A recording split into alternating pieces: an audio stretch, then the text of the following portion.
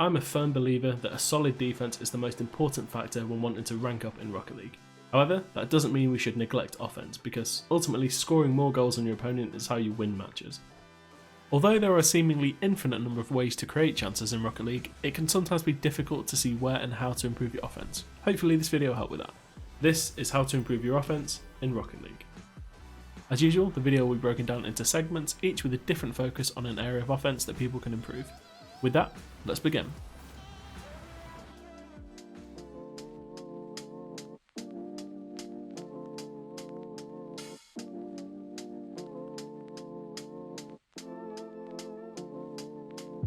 The first thing to focus on will be offensive rotations. We'll only go through them in the most basic form because in Rocket League nothing is ever completely by the book and players must always be prepared to adapt.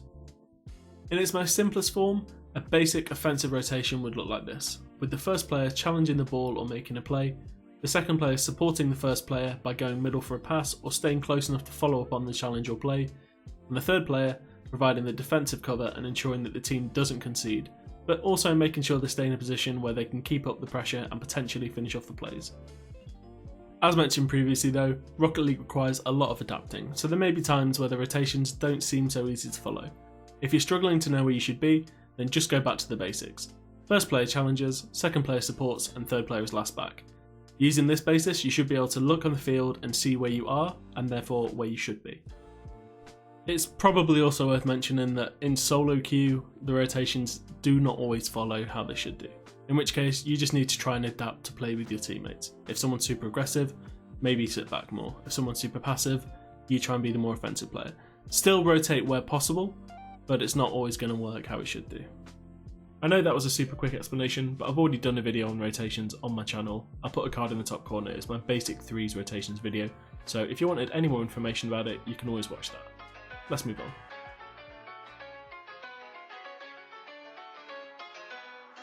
As mentioned in the intro, there are a potentially infinite number of options when it comes to offense. Obviously, we can't go through all of them, so let's touch upon some of the more obvious ones.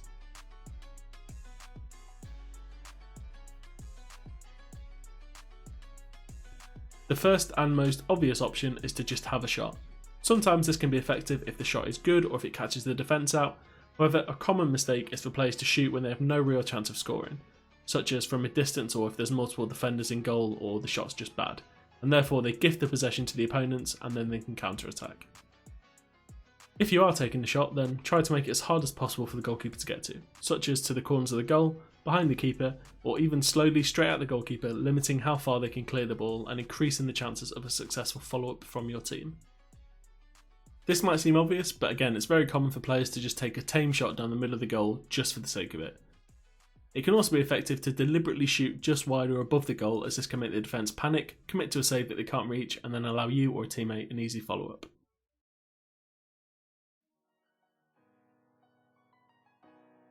One of the biggest aspects of offense, and one that becomes increasingly important as you rank up, is passing. If you watch any of the best teams, they will usually have a strong focus on passing plays and look for each other with the ball at every opportunity. Whether solo queuing or playing in a party, learning how and when to pass the ball will greatly increase the potency of your offense. Of course, this is easier said than done, as it's all too common for players to be tunnel visioned and always go for solo plays, ignoring their often free teammates. Regardless, let's go through some of the passing options you have at your disposal. The first and most commonly used pass as you rank up will be the backboard pass. This play will often lead to chances even at a high rank, as players can still struggle to read the ball off their own backboard, especially when flying backwards towards it.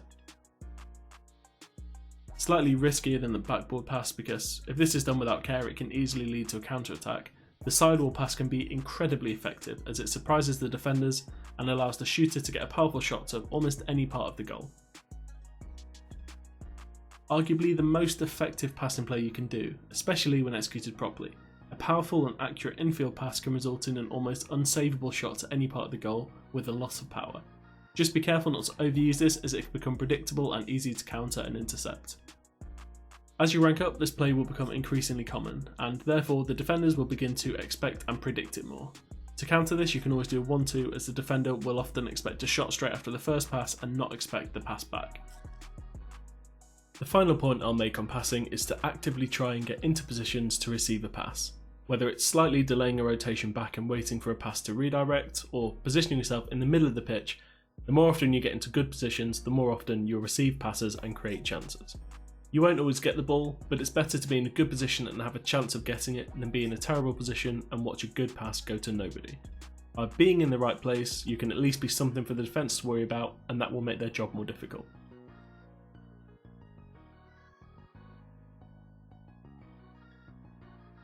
Passing is often a good option, but there's also no problem with going for solo plays. They give you a chance to show off your mechanics as well as catch the opponents out. Also, there might not always be a teammate ready or in a position for a pass. Just make sure you don't always go for these, as they can become predictable and could begin to frustrate your teammates if they're constantly getting in good positions and not receiving the ball. The two main types of solo plays would be ground and aerial.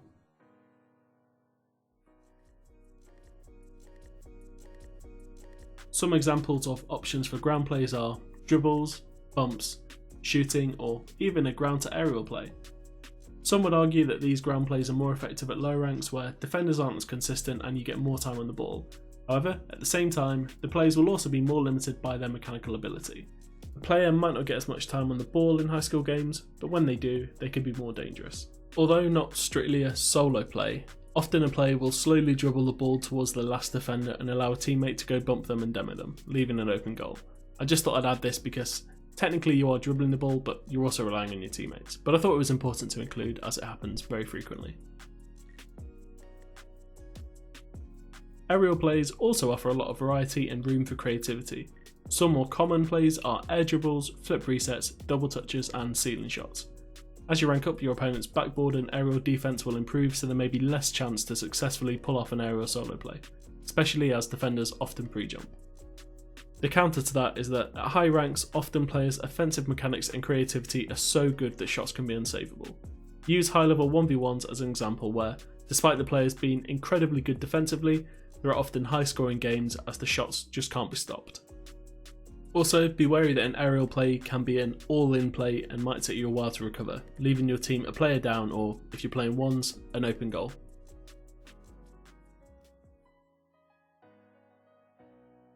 Another key component of a strong offense is the ability to maintain offensive pressure. With good boost management, stealing, bumping and demoing, as well as rotating well, you can keep the opponent stuck in defence for a long period of time, and this will almost certainly lead to chances and potentially goals. Let's go into more detail about ways to maintain offensive pressure. We've spoken about bumps and demos in previous videos, but they are an important aspect of both offense and defense. Specifically focusing on offensive bumps and demos, the ability to remove a player from the pitch creates an obvious numbers advantage as well as positioning and boost advantages, as the defenders have to cover the gap that was left. Additionally, bumping and demoing your opponents can tilt them and lead to more mistakes and therefore more chances for your team. I'm not saying you should go out your way to bump and demo players just to annoy them, however, by demoing them and bumping them, some players will get annoyed and this will benefit your team. When rotating an offense, providing it won't take you too much out of position, actively look for opportunities to disrupt the defense with bumps and demos. Also, if your teammate has a free shot or play, you can break rotation to bump or demo the final defender and secure a goal, although of course this is risky if your team doesn't score because you'll have two people committed into the opponent's half. Another key part of maintaining offensive pressure is good boost management, with boost stealing as part of this. If you can keep your boost levels high whilst at the same time depriving boost from the defenders, you'll be able to force mistakes and gaps in the defence that will result in chances. When rotating out of offense, and if the play allows it, try to steal the corner boost from the defensive teams at every safe opportunity, as well as the mid boost and pads if a defender is going for them and you know you can beat them to it while staying in your rotations, or at least not breaking it too much. Just remember, it's important to stay in rotation rather than going out the way to steal boost, because it's better to be on low boost and active in the play than have 100 boost and be completely inactive and no help to your team. A good bit of advice to players is to remember that you're not always trying to score at every chance. Sometimes you're just trying to keep up the pressure to eventually lead to a goal. You see a lot in pro matches where players will take awkward or slow shots or hit the ball above or next to the goal just to make the keeper and the defence expend boost, make a bad save and then leave the net open for a teammate to follow up.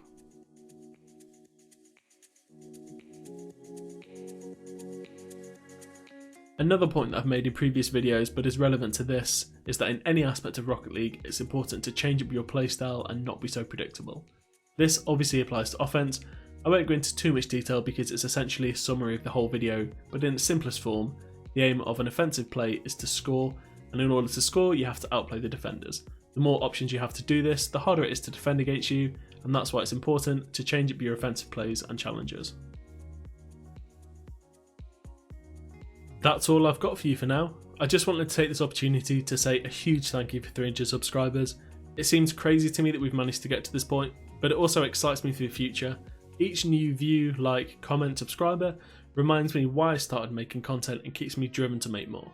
I know I haven't uploaded much recently and that needs to change, but life often has a way of getting in the way, and as soon as I can, I will get back to it. I hope you enjoyed the video and have a wonderful day. Clear out the room, I'm coming through, they wanna see what I'm about. Yeah, I got skills, do it for the thrill, I'm on a paper route. Extra, read about it, I'm today's trending topic. I put commas over bullshit, yeah, I put that on mamas. They tryna block all my blessings, they thought I lost for stepping.